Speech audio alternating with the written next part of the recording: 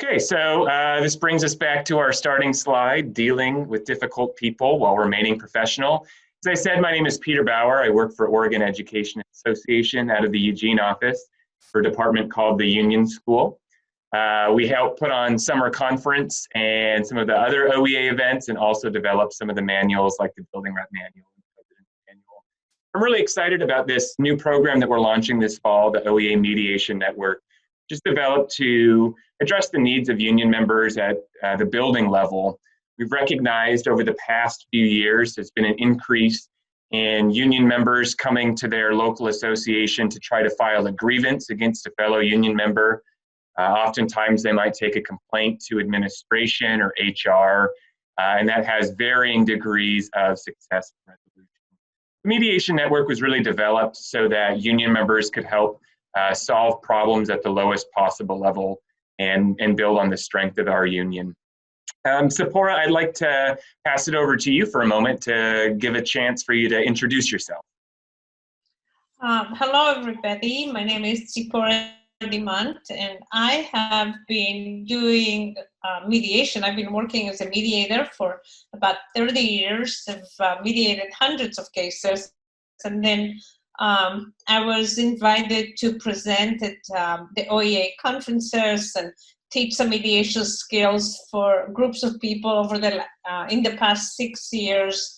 And I've done some conflict resolution seminars, and now since last year, I have trained a cadre of mediators who have been trained and are available to do mediations if anything comes up, kind of nip it in the bud cases before they become big and get out of control. So I'm really glad to be part of OEA, have done some mediations for OEA, and I think this program is going to be awesome once we launch it, and it proves to be very helpful to people. So, thank you, Zipporah. All right. Well, the purpose of this webinar today is to identify ways that we can all remain professional when we find ourselves dealing with a difficult situation amongst our colleagues. I think these skills are universal and could be applied to your friends and family as well, should you find yourself in conflict, which is a rather normal part of the human experience. Zipporah, do you want to kick us off with this definition of conflict? Okay, so conflict, the definition actually that I find the most important to really pay attention to is there's very many ways that people define conflict, but this one is kind of important to know what happens to us when we experience conflict. Where do we go? So conflict occurs when we perceive that one or more of our values, needs, or an aspect of our identity is challenged, threatened, or undermined. And people can disagree. They can have minor disagreements with each other. But conflict happens when we already feel it deeply, when something gets triggered, and we go from reason to emotion. So when our values, needs, or an aspect of our identity feels threatened because somebody has criticized us for something, then we start feeling it emotionally. And sometimes it's difficult to bring reason into the conversation. We have to attend to the emotional part before we can go back and reason with each other. So I think that is very important to know, is conflict doesn't lend itself to reasonable conversations before we attend to emotions. And kind of want to go over it and show you how that actually looks like. That I call this the destructive cycle of conflict, and it's just an example of where during a conflict situation we get triggered. Usually we get triggered because somebody criticizes us for something or blames us. So we experience that as a shame. either it was deliberately done to us, somebody shamed us by criticizing and blaming us. And it used to be where shaming people was a way to wake them up to the cause, to their behaviors, to try and fix them. We criticize, blame them, which caused them shame. Hopefully they will realize what they've done wrong and come and apologize and fix the problem. But actually that's not what usually happens. What usually happens is people will go from criticize, blame, to shame, to fear. Fear kicks in. And we know that when we get triggered and somebody criticizes and blames us, we get triggered around and we respond by going to fight and flight reactions, which is the neuroscience part of our brain that acts in fear. And when we go into fear, we will inevitably become defensive because we defend ourselves against the attacker. Our brain sometimes doesn't recognize the attacker as a well-meaning person. It feels the fear and it acts from fear. And once we become defensive, we actually tend to attack back. And when we attack back, the communication between us is going to keep breaking down. It's just inevitable for the communication to break down, which will cause us to enter into more cycles of making mistakes. If we don't share information correctly, we'll make more mistakes and we'll be criticized and blamed, and it will go back into shame, fear, defensiveness, breakdown communication, more mistake. So when we feel, when I mediate between people, this is where I find many people is somewhere in that cycle of criticize to defensiveness to fear and shame, and the communication doesn't work. Yeah, thanks for kind of illuminating this cycle, Sephora. The purpose of this, webinar is to kind of identify when we find ourselves in these situations, and then maybe pause for a second, find a way to maybe disrupt this destructive cycle. So what we're going to talk about next is something that Sephora mentioned, is this idea of triggers, right? We have a trigger, something happens to us, and then we have a reaction. So like, for example, if someone raises their voice at me, that's going to cause a reaction in my body. I'm going to feel that in my stomach. I'm going to feel my heart start beating. Then I'm going to react. Maybe I'm going to get defensive. Maybe I'm going to raise my voice back. Another trigger for someone might be when someone walks away. It's a natural thing that we do when we feel powerless, when we feel like we have no other options left. We hang up the phone, we walk out on someone. That inevitably creates a reaction in another person. So what I would invite you to do right now in the chat is if you could drop in maybe some examples of things that are triggers for you that when you experience those, you're going to have some sort of emotional reaction. So looking for the group to add some of these things. What are some of the triggers that you experience when you are in conflict? Christina shared assuming intent. I think that can lead to narrative storytelling. Brenda shared when people patronize. Zach shared when feeling being mocked. Danielle shared being intentionally insulting. Jackie shared the silent treatment. Brenda shared looking at your phone instead of you. Anna shared being blamed fully. Allison shared not coming directly with an issue, but instead going to a supervisor, which is unfortunately kind of common. We see a handful of other ones, perceiving someone being condescending, perceiving someone being a demeaning speaker, someone not acknowledging your point of view. All these are very natural responses to a trigger. What I would like to share with you and invite you to think about and reflect on that oftentimes the triggers that you have cause you to react.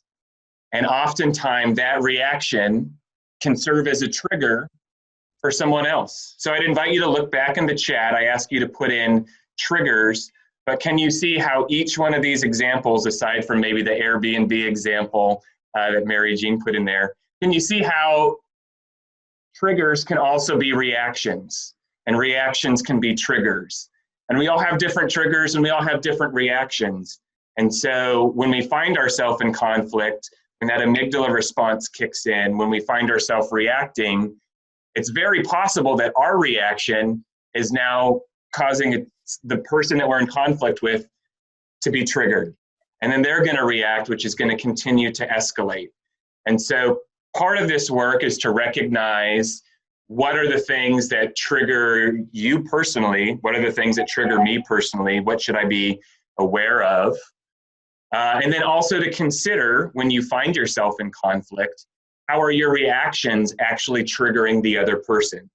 How does that cycle continue? And how does that trigger reaction cycle actually perpetuate the destructive cycle of conflict that Zipporah was illuminating? Zipporah, do you want to weigh in at all on triggers and reactions and that kind of bio response? I think that you just made the point. I think I just want to point again that the amygdala is one of the 5 brains, roughly the 5 brains that we have. And the amygdala is a very primitive brain, and it doesn't really distinguish between a tiger that's about to attack us or a human being. It just reacts to a perceived threat, and then it will. So if someone uses their voice or walks away from us, we feel betrayed, and we will inevitably have a reaction. And sometimes our reactions are not as good, and therefore they cause the other person to react to our reaction, and the cycle continues. So it's very well stated. Like perceived sarcasm is so painful for some people, and they'll go back and use the same sarcasm to get back at somebody. And then it's just kind of like a ping pong exchange. It doesn't really help us if we do the same thing.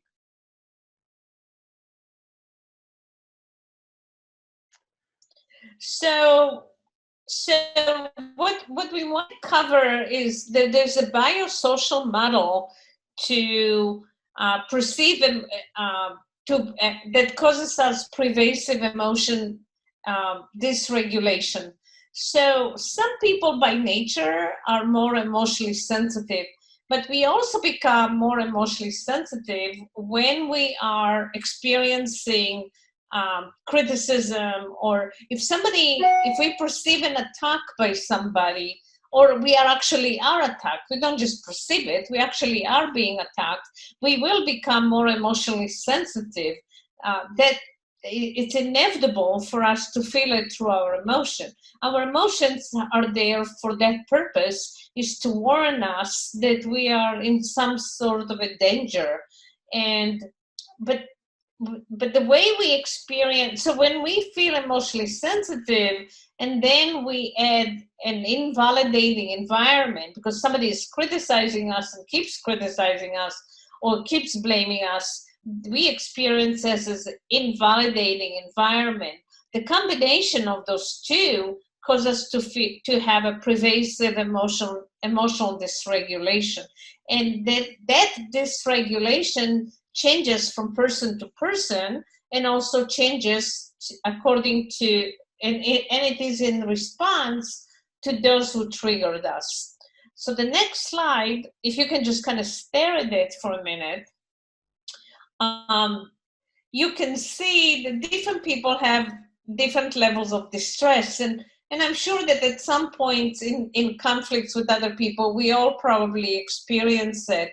So stare at the 1 to 100, the levels of distress, knowing that when it gets to 70, we kind of enter a pretty anxious place where we get very dysregulated.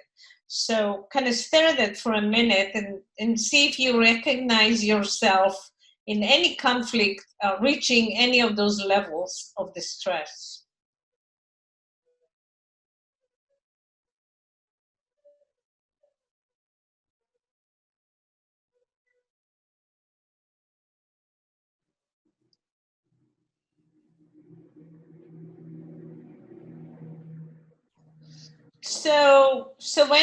So if you can just imagine when you get to the red marks on the thermometer and it states at 70, when you're already quite anxious, distressed, and it interferes with functioning, psychological signs may be present where people feel like they get so dysregulated that they cannot really access their thinking, and they are in a very acute state of anxiousness and distress. That's not a good time to keep engaging people in conversations about conflict. Something else needs to happen, and the next slide will kind of make sense of it. Depends on the degree of stress that people exhibit.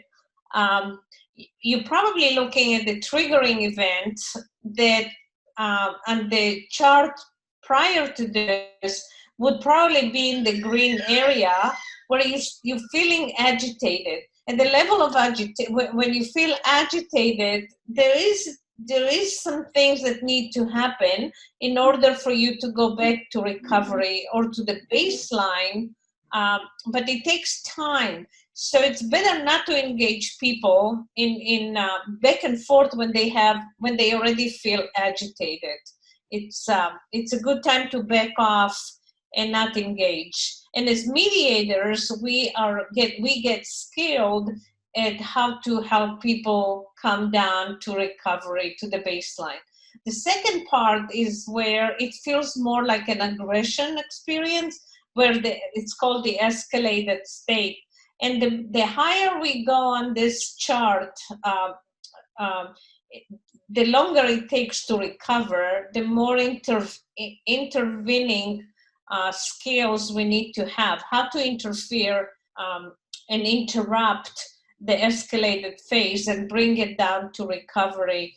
When it goes to outburst crisis, where it feels like violence, like somebody really erupts, or it feels unsafe, that's a good time to really gently put it down and walk away, or use other means to protect yourself. That's not something we experience in mediation, but we just want you to see how long it takes to recover at the different phases and bring our behavior back to baseline. And as mediators, we are trained to work with that.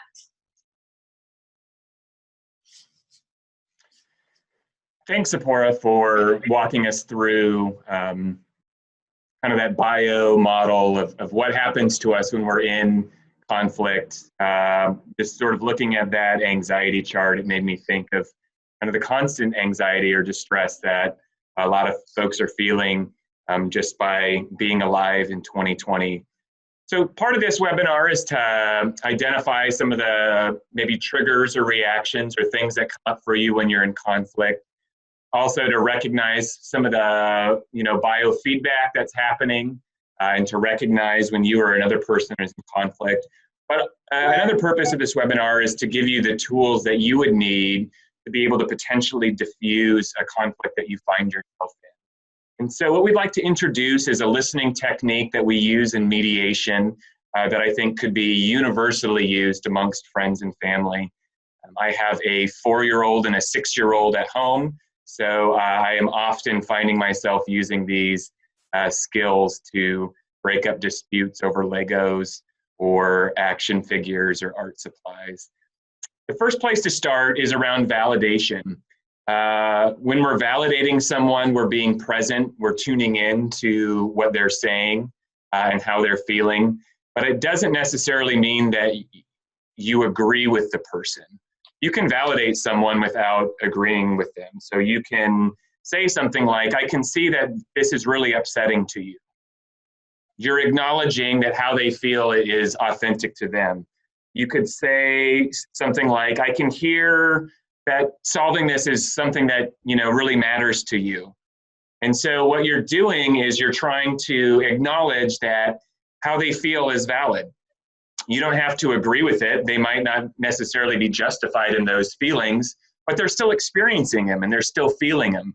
So one of the first steps in backing down a conflict is just to recognize that the other person is saying something, is needing something, is wanting something, and at a certain level, part of their values or needs or identity is not being met and supported.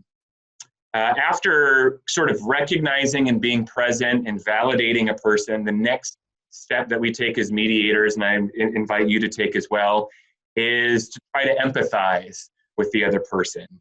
Try to develop some compassion and understanding.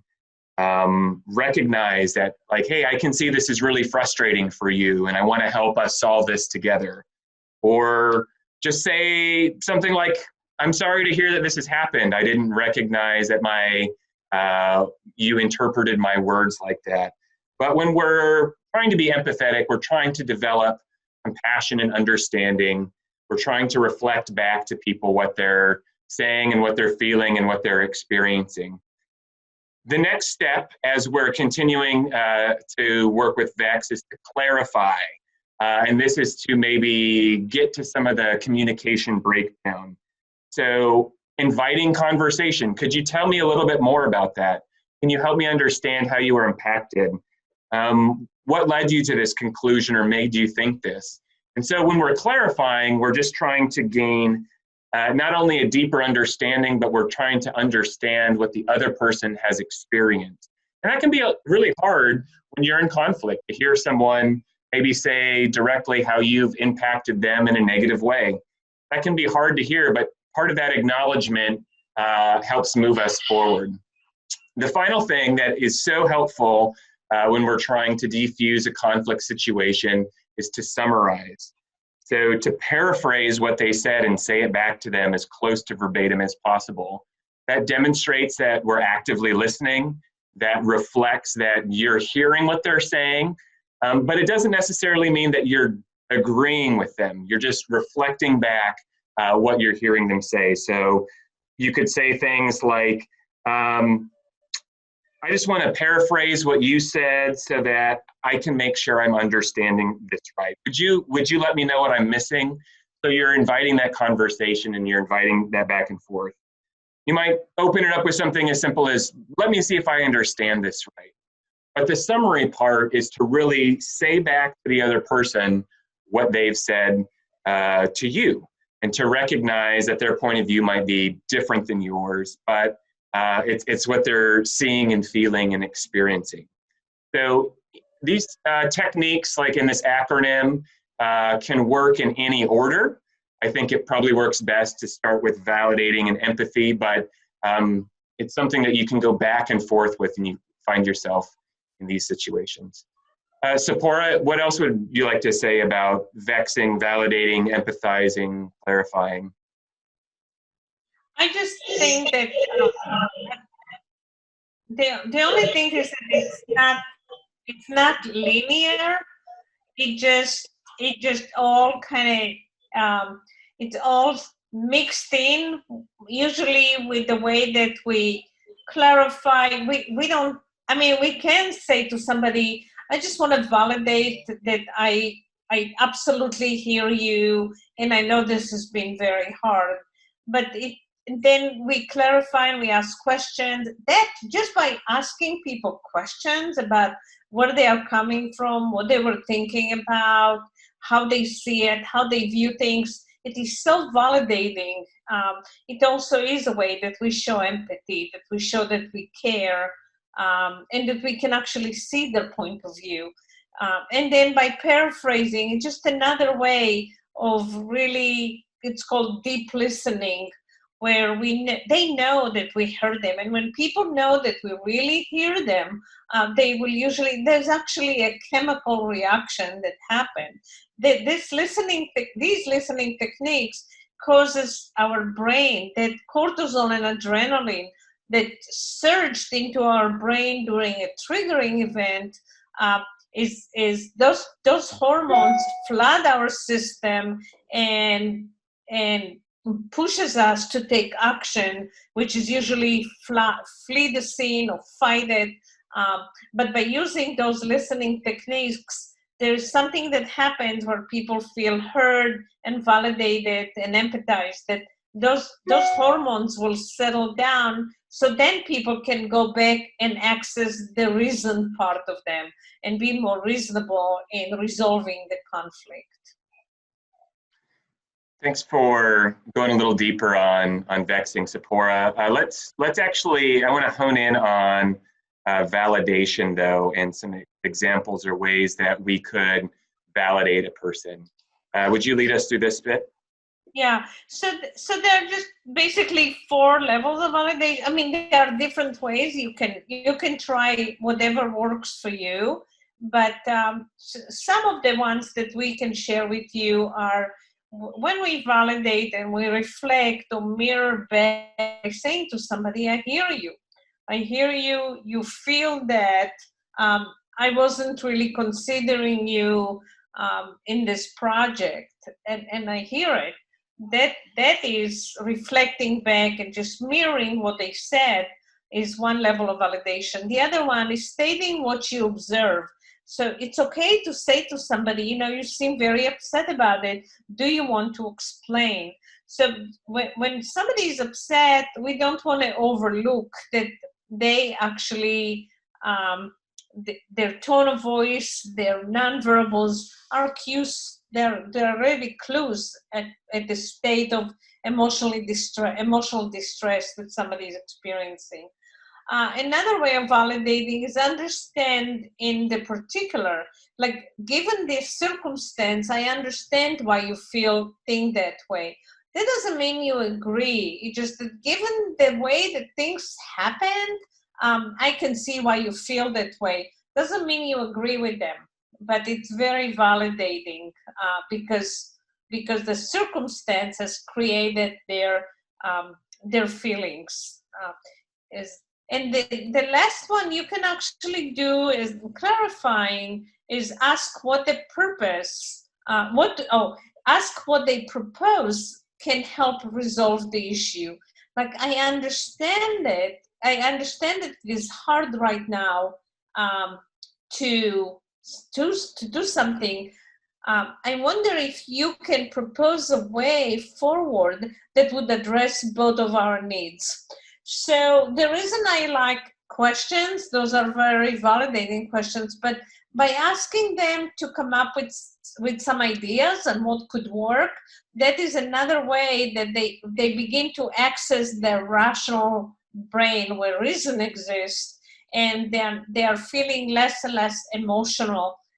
So then the rational brain is engaged and can begin to problem solve. So I like those. I like to engage people in what their thoughts are before I share what I think is the right resolution to a situation. Now, those are just some examples of how we validate people. Zipporah, as you were sharing those, I was thinking about just sort of like in mediation, our sort of motto of being curious, wondering, asking I wonder statements, or really kind of inviting that from the other person to just try to understand more from their point of view. Yes, and somebody asked here, how might you ask them to explain without using you statement? So we will answer it right now. This is the last slide, I think, and we'll answer that question. How do we not use you statement? Because it kind of sounds cliche, but actually it works, is to not use you. So there's a collaborative approach to negotiating conflict. Number one is always focus on the problem, not the person.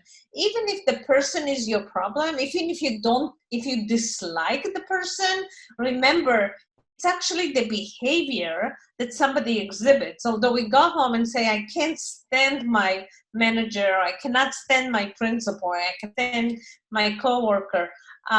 But you lump together the person with the problem, then it's hard to resolve the issues. if you can always think about it as there's a problem that we need to address, then the next thing is you're not going to use you, because you're going to have a problem.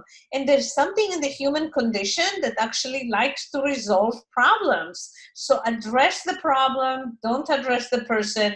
Then the you isn't going to come in, because you're not going to say to somebody, you are a terrible person. What you're going to say is that there is a problem that, in how we communicate, that doesn't work for me. It doesn't work for me, and I would like to address it with you. But you're not using the you statement doesn't mean you're not going to address the problem. You will absolutely address the problem. And the other person is going to be more willing to participate if you don't attack them, because once you attack them with the you, they go into the destructive cycle of conflict. So the next thing you do is you listen. You can state your concern. You can say, the way that you reacted at the meeting the other day just really embarrassed me. I felt embarrassed, and I would like to address it. And if you can just tell me what made you say that, if you can help me understand. So you listen, and then you can assert yourself. You can say, I know this was very upsetting to you. You thought that I didn't care about what you shared, but what I'm going to ask you is that you just don't say it in front of people anymore. If there is anything else that I will do in the future that's going to trigger you, if you can just keep it and let's address it together. Email me, we'll set up a meeting, but please do not just call me out in front of people. That was very embarrassing. And then create a collaborative solution that everyone can support. So the question is again to that person, what do you think? How can we get through it so we don't get each other triggered, that we don't trigger each other during meetings in the future? Do you have any ideas? It's okay, even if you have an idea, ask the other person, because people like to problem solve and they'll do it positively. If you go through those steps, they will usually do it positively. And the reason I know is because I've done hundreds of cases of mediation where I use this system to get people through difficult conversations. And when they get to the last part, there's some good stuff that's happening. And when they get to the other side of it, they also begin to feel lighter and more connected to the other person. And it can be 2 years of really bad conflict between them, and they can walk away with an agreement on how to do things differently in the future. It actually works. I would say 90% of the time, I can't say it works every time, but 90% of the time when we bring people to mediation, they end up with collaborative agreements and they feel better and connected with each other. So we know it works, those 5 steps. And that's a very short version of a seminar that takes sometimes a whole day to present, but I hope it's been helpful to you. Well, Tzipora, what I really appreciate you kind of bringing forward as we're talking about this is really separating a problem that you experienced from the person.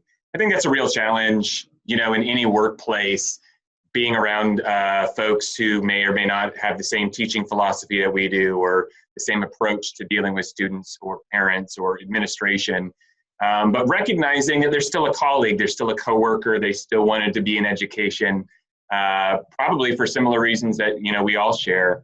And so by focusing on the problem specifically, that gives us a chance to maintain that relationship. And specifically by using those I statements, we're able to share how a particular experience impacted us personally, which is a big part of this work, listening to understand. And then ultimately through mediation, or through this example, it's about creating a solution that's going to work for everybody. That's why we're big proponents of mediation and this collaborative problem solving, is because, as I said at the beginning, if you take an issue, maybe a workplace issue, to your principal, a vice principal, they're going to give you a solution, right? Problems tend to work themselves out one way or the other, but whether or not that's collaborative, whether or not that works for everybody, it's kind of up in the air. So by using some of these techniques, I think it can enhance some of our professional relationships and allow us to, recognize the person who's in there beyond just a conflict we might find ourselves in. Let's see. I think with that brings us to the end of this presentation in general.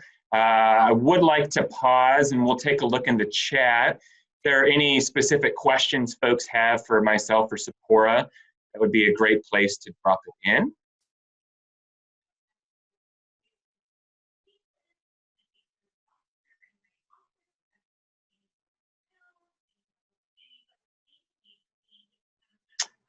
So Sephora in the chat, David shared these collaborative approach details. There's some clear links to the blame and defensiveness and communication breakdown spots in the first slide. Are there conversational techniques to deal with the shame and fear spots as well? How would you address folks experiencing shame or fear in that conflict? So it is connected. The collaborative approach takes out, because we use I statement, and we actually pull ourselves and the other person out of the cycle, because we don't criticize and we don't blame them for what they have done. We only share with them that the impact that it had on us, and we assert and ask for a different way of interacting. We're not telling them that, we're not threatening them to do the same to them. So we actually, the way it's connected is because we pull out, we get out wherever. If somebody criticizes us, doesn't mean we have to criticize them back. Otherwise, we find ourselves in the cycle. So yes, it absolutely helps to do the collaborative style, because we listen, we try to understand, and now they don't have to be in the cycle. There's no reason to attack us. It doesn't work for them. They can try and attack us again, but the style we use isn't going to allow it to happen. We're just not going to engage in the blame and shame cycle. So it does work. Thanks, Sephora. Zach added a question in there. Let's see, I'll scroll back up. Does OEA have a link to resources or documents that expand on these mediation techniques or provide role play or usage examples? So I shared in the chat a link to our bit.ly, which will take you to our OEA website. That outlines a lot of the process that we go through when we're in mediation. I think to your question as far as ongoing training and support, this is a request that comes in oftentimes to our network to do work with maybe a UniServe council or an executive board. And this is also work that we generally try to put on at some of our larger OEA events like Summer Conference or the OCESP Conference. So we recognize there's a need for this work and try to continue to put those offerings out there. Let's see, a couple more questions in here. Jackie asks, this is an interesting question. Do you think people who repeat themselves are needing that chemical response to feel that they were heard? What are your thoughts on folks kind of just repeating themselves and saying the same thing over and over? What does that bring up for you, Sephora? Yes, people who repeat themselves haven't been heard yet. There's still something that's missing. So if they keep repeating themselves, and I feel like I've already, I thought I clarified and understood and validated them, and they still keep coming back, I will usually ask them, is there anything that you feel I'm still not hearing? Because I want to make sure that I hit it right, but it looks like you might feel that I'm not hearing you completely, so let me know. So rather than try and guess what they're trying to say, I will just ask them, what are you trying to say? Why do you keep going back to that point? What is it about that I don't yet hear you? So I go right to the point and ask the question, and I don't try not to guess what other people are thinking or feeling, because that usually doesn't work. Just ask directly. Yeah, I think, you're really hitting on that curiosity, and that sort of inquisitive part of problem solving, and really trying to recognize, like, hey, I'm not hearing you. Clearly there's something that I'm not getting still, so help me understand.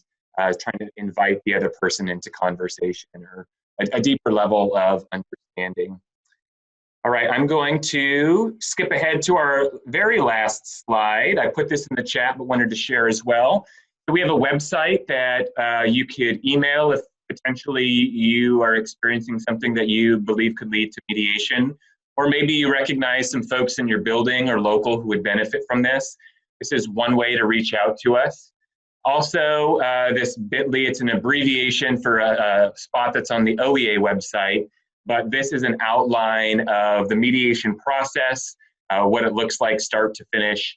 Again, it includes that email address and also a phone number that's helpful for folks. So we really believe in the power of this process. We believe in working together as a union to solve our problems together and really build on our strengths.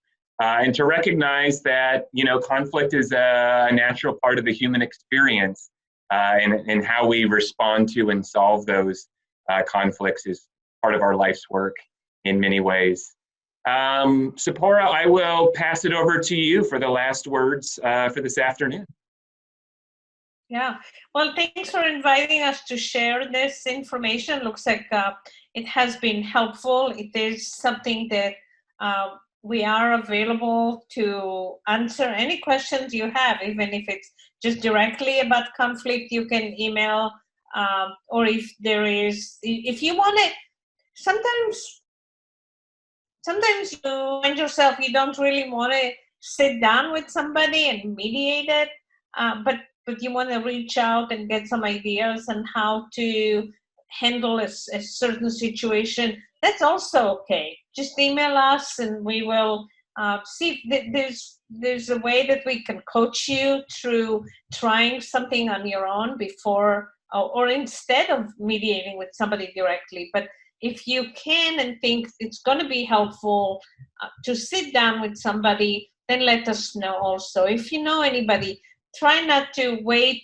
And sometimes we kind of ignore it and think that that problem will go away by itself. I would recommend that you contact us and just nip it in the bud. Take care of the issue before it grows and becomes the elephant in the room that we have to deal with that later. So yeah, thanks for inviting us and listening to and for letting us share the program with you. This program is this mediation is really taking roots in many areas of our lives today. So I'm glad that OEA has it available for members. Absolutely. Well, thank you so much, Zipporah, for joining us and leading us today. Thank you to everyone for participating.